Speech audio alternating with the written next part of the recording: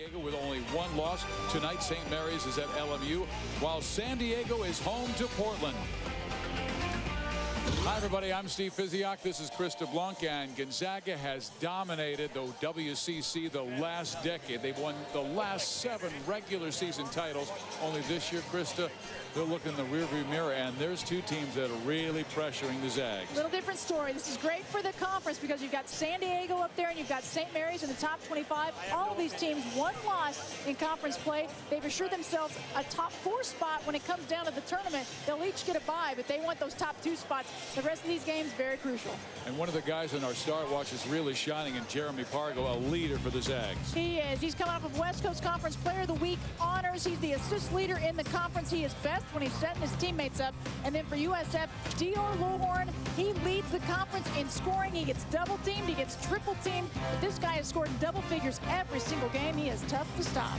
Pargo is so big in the big games, and he will be in that start. Northern California High School Player of the Year 4 years ago at Berkeley High School. Went to Texas Tech, now transfers home to the city.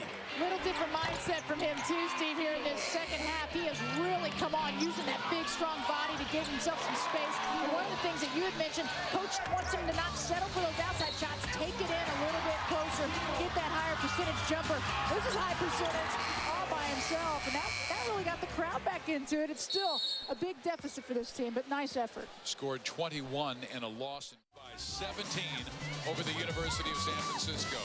Steve Physiak along with Krista Blunk, and one of the things we really enjoy about watching the college game is when a team loves to play together, and Gonzaga shares the ball so well. Just an unselfish effort this first half. I mean, every player that touched the court was able to go out and score, and that's because their teammates were able to find them. Great teamwork, whether it was out on the break, whether it was inside, outside, the big guys to the guards, and the guards to the big guys. Great teamwork. Gonzaga looked to push. Matt Gold, just unselfish. Almost too many passes at times. 10 different Gonzaga players scored. On the other side, USF only had 4 different players score, but they shot 60%. They defended well. They were +5 rebounding. They had 5 steals to go with, forcing 9 turnovers. Just a total first half for Gonzaga. Look at those free throw numbers. They got themselves to the free throw line. They've been aggressive. USF just 3 for 5. Excellent shooting all the way around. And here's our Star Watch update. Pargo's defense was excellent. 4 assists. Lohorn only took 3 shots. I think those were in about the last 3 minutes of the first half as well. They were very late in the half. He's got to get started early on, and his teammates have to find him. I heard one scout say he has the mentality of an Adam Morrison.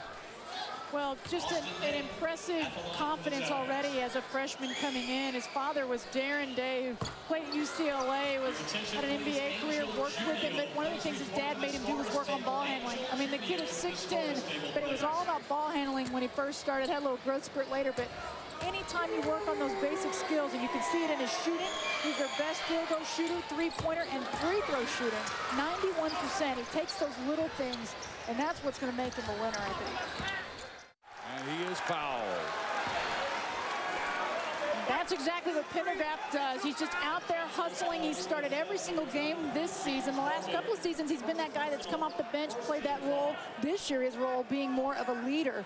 And Mark Few got to be very happy. His team, the healthiest they've been all season long. And Mark will tell you, every single successful team needs a guy like David Pendergraft because he's a blue-collar worker.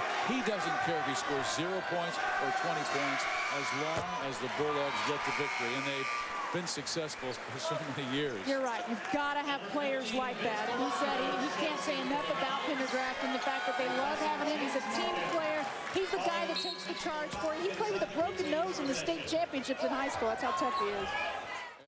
Count the basket. A chance for 3. Austin Day, that long wingspan, he got up there. Who would have thought that Myron Strong at 6'2" would have challenged him on this one? And it paid off.